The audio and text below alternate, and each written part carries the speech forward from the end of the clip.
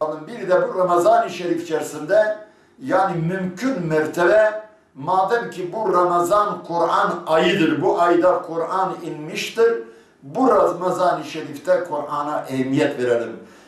Her insanımız elinden geldiği kadar okuyanı da okumayanı da bu Kur'an-ı Kerim'i hem metnini okusun veya dinlesin. Yani okuyanlar okusun, okumayanlar dinlesin ve ondan sonra her gün Kur'an'ın bir cüz'ünün mealini gözden geçirsin.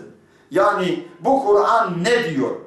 Yani böyle kupkuru Kur'an'ı okumak elbette ki çok fayda vermez. Faydası vardır, sevabı vardır ama ümmeti diriltmez, ümmeti uyandırmaz, canlandırmaz, beraber ettirmez.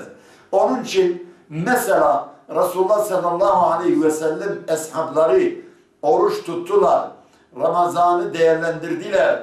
Keşke bugün bir filmde veya bir anlatımda onların Ramazan'da ne kadar feyz-ü bereket aldıkları, Ramazan yüzünden ne kadar dirilttiklerini biz bilmiş olsaydık, biz o zaman heves ederdik ve yapmalıyız da biz yarın mahşerde o eshabla beraber olalım, Muhammed Aleyhisselatu Vesselam'la beraber olalım. O düşünceyle biz ancak bu ayda, bu Ramazan ayında Kur'an-ı Kerim'i hem okuyup hem de ümmetin düçar olduğu bu beladan kurtulmak için dua edelim. Bu Ramazan-ı Şerif'te mümkün mertebe tek başına kalmayalım. Yani halkalarda duralım. Özellikle sadece camilerde mukabeleyi dinlemek yetmiyor.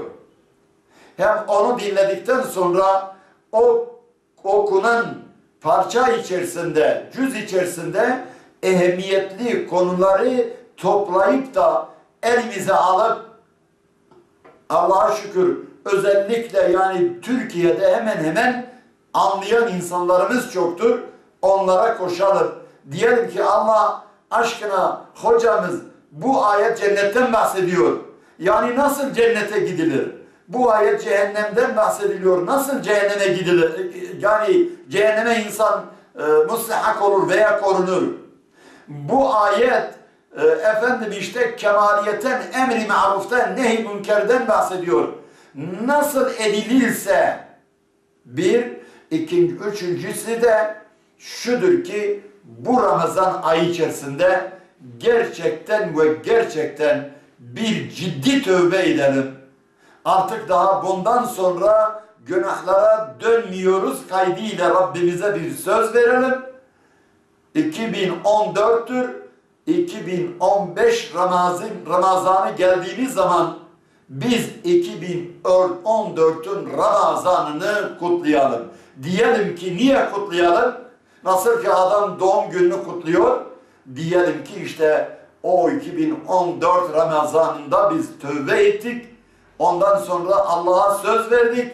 Allah yardımda bulundu, yardım etti. Biz günahlara dönmedik ve biz böylesince şu anda kâr içerisindeyiz. Biz saadet içerisindeyiz, kazanç içerisindeyiz.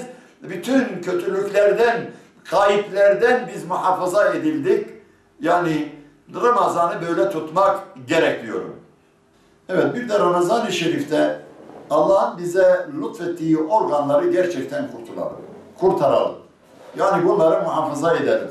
Özellikle mesela yani bir göz, yani ne kadar kıymetli bir veriliştir bize Allah tarafından, gözü muhafaza edelim haramlardan. Özellikle şunu diyorum, yani çarşıda artık yalnız haram değil, evimizde haram başladı. Yani bugün televizyonlar sözde herkes kendini Müslüman sayıyor. Fakat televizyon haberlerinde efendim işte ekranlarında bilmem işte neyinde şuyunda buyunda televizyonlarda bayanları getirip konuşturuyorlar. Dizden yukarıya kadar açık bayanları konuşuyor. Biz bu gözlerimizi bu ay Ramazan ayında bu gözlerimizi onlardan koruyalım ve Allah'ımıza söz verelim. Ya Rabbi söz sana bugünden itibaren biz ya onlar iyiliğe dönecekler, güzel gösterileri yapacaklar ya da biz o televizyonları seyretmeyeceğiz. Çarşıya gittiğimiz zaman gözlerimizi muhafaza edeceğiz.